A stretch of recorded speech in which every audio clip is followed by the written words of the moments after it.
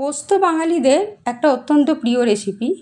আর সেই পোস্ততে যদি চিংড়ি মাছ পড়ে, সত্যি সোনায় সোহাগা। এমন কোনো বাঙালি নেই যে পোস্ত ভালোবাসে না। আর চিংড়ি মাছ দিয়ে আলু পোস্ত তো সত্যি আর কিছু লাগে না, এটা দিয়ে সম্পূর্ণ ভাত খাওয়া হয়ে যায়। ভিন্ন স্বাদের ব্যঞ্জনে তোমাদের সবাইকে স্বাগত।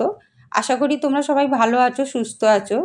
আজকে তোমাদের সঙ্গে শেয়ার করব চিংড়ি মাছ দিয়ে আলু পোস্ত।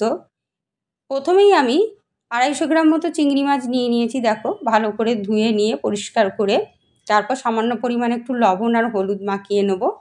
তারপর এটাকে আমি ভেজে নেব। আলু পোস্ত রান্না করতে সময় একদমই লাগে না, অথচ খেতে দারুণ হয়। প্রত্যেকটা বাঙালিরই অত্যন্ত প্রিয় রেসিপি এটা। এমন কোনো ঘর নেই যে পোস্ত খায় না। দেখো, চিংড়ি মাছগুলো আমার ভাজা হয়ে গেছে, আমি এবারে তুলে নেব। বন্ধুরা, আমার রেসিপিগুলো তোমাদের কেমন লাগে আমাকে কমেন্টে অবশ্যই জানিও। তোমরা পাশে থাকলেই তবেই আমি এগোতে পারবো, তাই তোমাদের সহযোগিতা একান্ত কাম্য। 4টে মাঝারি সাইজের পেঁয়াজ আমি ডুমো করে কেটে নিয়েছি। এবার যে কড়াতে আমি চিংড়ি মাছ ভেজেছিলাম তাতেই আমি খানিকটা তেল অ্যাড করে 5 ফোড়ন আর শুকনো লঙ্কা ফোড়নে দিয়ে দেবো। তারপর যে পেঁয়াজটা কেটে নিয়েছি আমি সেটা অ্যাড করে দেবো।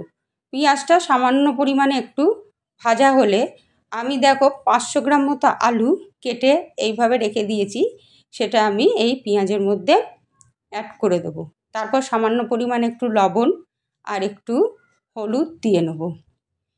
দেওয়ার পর এগুলো ভালো করে নাড়াচাড়া করে নিয়ে আমি এটাকে চাপা দিয়ে হতে দেবো। অপর দিকে আমি একটা মিক্সিং জার নিয়ে নেব। তাতে প্রায় 50 গ্রাম মতো আমি পোস্ত নিয়ে নেব আর খানিকটা কাঁচা লঙ্কা নিয়ে নেব।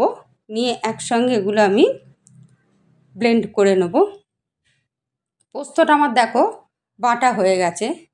অপর দিকে দেখো আলুটা আমার হয়ে এসছে। এবার সামান্য পরিমাণে একটু আমি এমনি লঙ্কা গুঁড়ো দেবো আর একটু সামান্য কাশ্মীরি লঙ্কা গুঁড়ো দিয়ে ভালো করে আমি এটাকে আবার ওপর নিচ করে নেড়ে চেড়ে আর একটু ঢাকা দিয়ে হতে দেবো।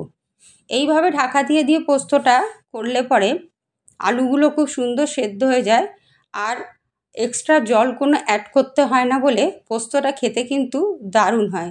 দেখো, আলু আমার সেদ্ধ মোটামুটি হয়ে গেছে। এবার যে চিংড়ি মাছগুলো ভেজে রেখেছিলাম সেগুলোর মধ্যে অ্যাড করে দিয়ে আবার ভালো করে নেড়ে ছেড়ে দেবো।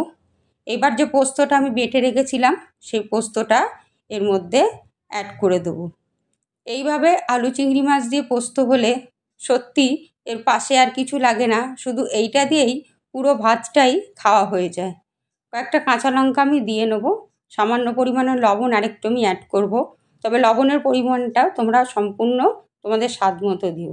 এবার খানিকটা কাঁচা সর্ষের তেল ওপর থেকে আমি ছড়িয়ে দিয়ে ভালো করে এটাগুলোকে সব মিশিয়ে নিয়ে আবার আমি একটু চাপা দিয়ে হতে দেবো।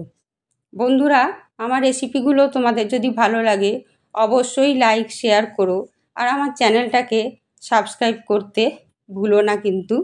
আমার যারা নতুন বন্ধুরা তারা যদি আমার রেসিপি ভালো লাগে তাদের অবশ্যই লাইক শেয়ার করো, চ্যানেলটাকে সাবস্ক্রাইব করো। ধন্যবাদ।